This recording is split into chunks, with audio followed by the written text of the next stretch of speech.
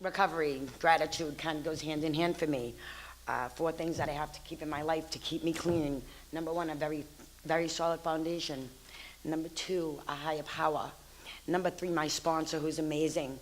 And number four, gratitude. I have to remain grateful every day. September 2016, once again, I had to start my journey over. I started this, like I said, in September. I went through detox, I went to CSS, I went to TSS, and that's when I ended up at Women's Hope again.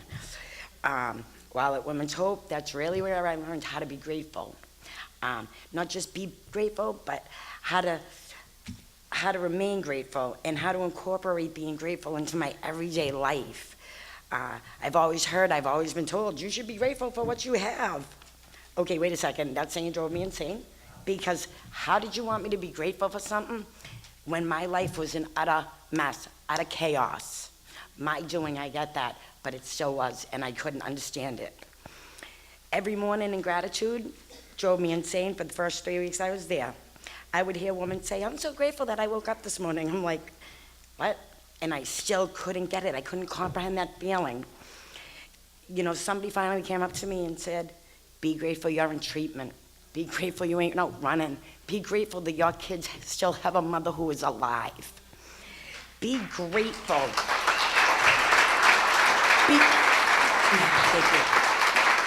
Be grateful that you're not still sick and suffering. Be grateful for the little things, because those little things are gonna lead to bigger and better.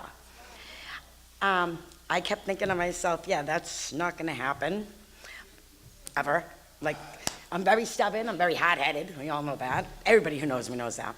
However, the funny part is those two qualities of mine is what actually brought me to learn how to be grateful. It took me a while, but somebody said, because I'm so hard-headed, it sank in. And they said, Nadeane, you want to stay clean? I absolutely did. Then get grateful and hit your knees. Yeah. At this point, I figured, what can it hurt? So I took that suggestion and I ran. I started waking up grateful for the little things: clean clothes, a toothbrush, a hairbrush, the little things that make such a big difference in everyday life. Learning to be grateful has completely turned my life and my overview of life around. I feel as though one of the hardest things an addict can do is not get clean, but stay clean every day. To live life on life's terms, but who would have thought you can do it, right?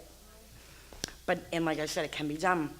One thing I have noticed is when I get grateful, I get humble.